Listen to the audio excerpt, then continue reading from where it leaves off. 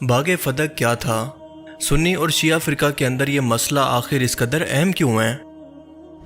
یہ باغ دراصل رسول اللہ صلی اللہ علیہ وآلہ وسلم کی وفات تک آپ کی ملکیت تھا، جو کہ غزوہ خیبر پر یہودیوں کی شکست کے بعد مال غنیمت کے طور پر آپ کے حصے میں آیا۔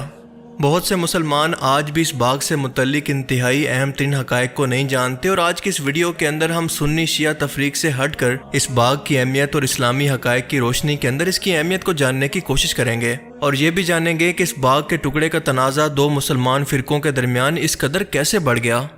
تو چلیے شروع کرتے ہیں۔ باغ فدق سعودی عرب کے شمال کے اندر خیبر کے مقام پر مدینہ سے 30 میل کے فاصلے پر واقع ہے، جس میں چشمے اور بہت سارے کھجوروں کے درخت آج بھی موجود ہیں۔ مسلمانوں کے دو بڑے گروہ سنی اور شیعہ اس کی ملکیت سے متعلق الگ الگ دلائل اور تاریخی حقائق رکھتے ہیں۔ اہل سنت کے مطابق یہ باغ اور اس کی زمین رسول اللہ کی ملکیت تو تھی، لیکن آپ کی وصیت کے مطابق کہ انبیاء کی کوئی وراثت نہیں ہوتی بلکہ وہ امت کے اندر تقسیم ہو جاتی ہے، کے مطابق یہ جائیداد مال غنیمت کے اندر چلی گئی۔ جبکہ اہل تشیع فرقہ کے مطابق رسول اللہ صلی اللہ علیہ وآلہ وسلم کی اپنی بیٹی جنتی عورتوں کی سردار بی بی فاطمہ باغ فدق کے حق کے لیے حضرت ابوبکر صدیق کے پاس بھی گئیں، ان سے اپنا وراثت کا حق بھی مانگا، لیکن ان کو انکار کر دیا گیا کہ یہ رسول اللہ صلی اللہ علیہ وآلہ وسلم کے حکم کے مطابق مسلمانوں کی ملکیت ہے۔ جس وقت آپ صلی اللہ علیہ وآلہ وسلم نے اعلان نبوت کیا، اس وقت سے لے کر آپ کا تمام وقت بزنس کو چھوڑ کر دعوت و تبلیغ پر خرچ ہونے لگا۔ جب تک آپ مکہ کے اندر موجود رہے، آپ صلی اللہ علیہ وآلہ وسلم اور حضرت خدیجہ کے پاس جو کچھ بھی تھا اسی پر گزارا ہوتا رہا، یہاں تک کہ مدینہ کی طرف ہجرت کا وقت آ گیا اور آپ صلی اللہ علیہ وآلہ وسلم مدینہ نکلے تو بے سر و سامانی کی حالت میں تھے، اور مدینہ کے اندر بھی شروع کے کچھ سال انتہائی تنگ دستی کے اندر گزرے۔ لیکن غزوہ خندق کے بعد جب کفار مکہ کی طاقت ٹوٹ گئی اور جنگوں کے اندر فتح ہونا شروع ہوئی اور مال غنیمت مسلمانوں کے ہاتھ لگا، تو اس کے بعد سورہ الانفال کے اندر اللہ کا حکم نازل ہوا کہ جنگوں کے اندر حاصل ہونے والا مال غنیمت کا 5واں حصہ آپ صلی اللہ علیہ وآلہ وسلم اور آپ کی ملکیت ہوگا، اور آپ اگر چاہیں تو اس کو اپنے گھر والوں اور اپنی ضروریات پر خرچ کر سکتے ہیں،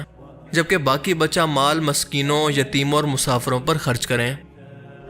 مئی 629 عیسوی کے اندر جب یہودی قبیلہ بنو نذیر کو شکست ہوئی تو یہ جنگ خیبر کے بعد اپنی مدینہ کی جائیدادیں چھوڑ کر شہر میں چلے گئے۔ اس کے بعد سورہ الحشر کی آیات 6 اور 7 کے اندر اللہ نے فرمایا، جس کا مفہوم ہے کہ جو مال تمہیں خیبر کے اندر بنا لڑے عطا کیا گیا، یہ اللہ اور اس کے رسول، ان کے رشتہ داروں، یتیموں اور مسافروں کے لیے ہے، تاکہ یہ مال صرف دولت مند لوگوں کے ہاتھوں کے اندر ہی نہ گھومتا رہے۔ اسی قرآنی آیات کو اہل تشیع فرقہ ریفرنس کے طور پر پیش کرتا ہے کہ اللہ تعالیٰ نے خاص طور پر اس مال کو، جو کہ حکومت کے رعب کی وجہ سے بنا کسی جنگ کے حاصل ہوا، اسے مال غنیمت سے الگ کر کے حکم دیا کہ یہ اللہ اور اس کے رسول اور اس کے رشتہ داروں کی اتنا ملکیت ہے جتنا اللہ کے رسول ان کو دینا چاہیں۔ لہٰذا بنو نذیر کے چھوڑے ہوئے زرخیز صحرا، جسے نخلستان یا اویسس کہتے ہیں، خیبر کی کچھ اراضی اور فدق میں سے کچھ اراضی آپ صلی اللہ علیہ وآلہ وسلم نے اپنے لیے رکھ لی، جس کی آمدنی سے آپ صلی اللہ علیہ وآلہ وسلم اپنی اور اپنے خاندان کی ضروریات پوری کیا کرتے تھے، اور اس کے بعد بھی اگر کچھ بچ جاتا تو اسے اللہ کی راہ کے اندر خرچ کر دیتے۔ اہل سنت کا یہ ماننا ہے کہ یہ مال بے شک اللہ کی طرف سے آپ صلی اللہ علیہ وآلہ وسلم کو عطا کیا گیا تھا، لیکن اس وقت تک جب تک کہ آپ زندہ ہیں اور اس دعوت و تبلیغ کا کام کر رہے ہیں۔ قرآن کریم کے اس حکم کے اندر اس جائیداد کی آمدنی کو استعمال کرنے کا حکم دیا گیا، نہ کہ اس کی ملکیت کا حکم، کیونکہ آپ صلی اللہ علیہ وآلہ وسلم کوئی باقی دنیاوی بادشاہوں کی طرح نہیں تھے جو کہ اس دعوت کے بدلے اپنی جائیدادیں بناتے، بلکہ اس کا اجر آپ صلی اللہ علیہ وآلہ وسلم نے اللہ کے لیے رکھا ہوا تھا کہ اللہ تعالیٰ اس کا اجر آپ کو قیامت کے روز ہی عطا کرے گا۔ اس جائیداد کی وہ حیثیت نہیں تھی کہ یہ آپ کے گھر والوں کے اندر وراثت کے طور پر تقسیم ہوتی، اور آپ صلی اللہ علیہ وآلہ وسلم کا واضح حکم یا وصیت صحیح مسلم، صحیح بخاری کے اندر جگہ جگہ پر بار بار موجود ہے کہ آپ نے فرمایا کہ میرے وارث کوئی دینار و درہم، میں نے جو کچھ بھی چھوڑا، میری بیویوں کا خرچہ اور میرے عامل کی خدمات کا حق ادا کرنے کے بعد وہ سب کچھ صدقہ ہے۔ ہم انبیاء کی جائیداد کا کوئی وارث نہیں ہوتا، بلکہ جو کچھ بھی ہم نے چھوڑا وہ صدقہ ہے۔ محمد صلی اللہ علیہ وآلہ وسلم کے گھر والے تو اس مال میں سے بس کھا لیتے ہیں، اور کھانے بھر سے زیادہ لینے کا ان کو کوئی حق نہیں۔ اور ان تمام حدیثوں کو ہر بڑے صحابی اور خلفائے راشدین جانتے تھے، یہاں تک کہ حضرت علی بھی۔ لہٰذا کوئی بھی شخص حضرت ابوبکر سے یہ کیسے امید کر سکتا ہے کہ آپ رسول اللہ صلی اللہ علیہ وآلہ وسلم کے اس حکم اور آپ کی وصیت کے خلاف فیصلہ دیں گے؟ معاہدے کے مطابق فدق کے اس آدھے حصے پر یہودیوں کا قبضہ رہنے دیا گیا، اور آدھے کا خراج یہود کو دینا پڑتا تھا۔ رسول اللہ صلی اللہ علیہ وآلہ وسلم کی وفات کے بعد وراثت کا حق لینے کے 3 دعوے دار ہو سکتے تھے، حضرت عباس چچا کی حیثیت سے، حضرت بی بی فاطمہ بیٹی کی حیثیت سے، اور آپ کی پاک بیویاں۔ حضرت ابو بکر صدیق خلیفہ بنے تو حضرت بی بی فاطمہ نے فدق کی جائیداد کے متعلق اور مدینہ کی جائیداد کے متعلق اپنا دعویٰ کیا۔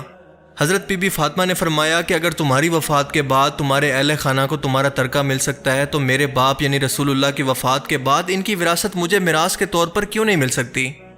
حضرت ابو بکر صدیق نے اس کا وہی جواب دیا جو کہ رسول اللہ کا حکم تھا کہ میرے بعد یہ مال جو کچھ بھی میں نے چھوڑا ہے وہ تمام کا تمام صدقہ ہے، میں وہ کام نہیں کر سکتا جس کو کرنے سے مجھے رسول اللہ صلی اللہ علیہ وسلم نے منع فرمایا، لیکن پھر بھی خلیفہ کے طور پر میں ان تمام لوگوں کا خرچہ اٹھاؤں گا جن کا رسول اللہ صلی اللہ علیہ وسلم اپنی زندگی کے اندر اٹھایا کرتے تھے۔ خدا کی قسم میرے لیے اپنے گھر والوں سے زیادہ رسول اللہ صلی اللہ علیہ وسلم کے گھر والوں سے زیادہ محبت اور ان پر رحم کرنا زیادہ محبوب ہے۔ کسی ایک شخص نے بھی اس بات کا انکار نہ کیا کہ آپ صلی اللہ علیہ وسلم نے یہ حکم نہیں فرمایا، یہاں تک کہ حضرت ابو بکر صدیق حضرت عائشہ کے والد تھے جو کہ رسول اللہ صلی اللہ علیہ وسلم کی لاڈلی بیوی تھیں۔ حضرت ابو بکر کے اس فیصلے سے وہ بھی رسول اللہ صلی اللہ علیہ وسلم کی جائیداد یا وراثت سے محروم ہوگی، لیکن آپ نے یہ اپنا فیصلہ نہیں بدلا۔ باقی ازواج مطہرات نے بھی ارادہ کیا کہ وہ بھی اپنا وراثت کا دعویٰ پیش کریں، لیکن حضرت عائشہ نے انہیں رسول اللہ کا حکم یاد کروا کر سمجھایا تو سب نے اپنا ارادہ بدل لیا۔ اہل تشیع علماء کے مطابق خاص طور پر فدق کی جائیداد کے متعلق رسول اللہ نے اپنی زندگی کے اندر یہ فیصلہ کر دیا تھا کہ یہ میری بیٹی فاطمہ کو دیا جائے گا، اس لیے باقی تمام جائیدادوں کو چھوڑ کر خاص طور پر حضرت بی بی فاطمہ نے فدق کی جائیداد کا مطالبہ کیا اور گواہوں کے طور پر مولا علی اور ام ایمن کو پیش کیا۔ لیکن اہل سنت کے مطابق تاریخ کی مستند حدیثوں کی کتابوں کے اندر کہیں پر بھی اس کا کوئی ذکر موجود نہیں۔ اسلامی تاریخ میں جہاں جہاں پر بھی یہ بیان ہوا ہے ان کے الفاظ کے اندر کافی اختلاف ہے۔ مثال کے طور پر ابن سعد راوی لکھتے ہیں کہ حضرت فاطمہ نے یہ بات خود رسول اللہ صلی اللہ علیہ وسلم سے نہیں سنی بلکہ ام ایمن نے ان کو بتائی تھی اور اسی لیے گواہ کے طور پر انہیں پیش کیا گیا۔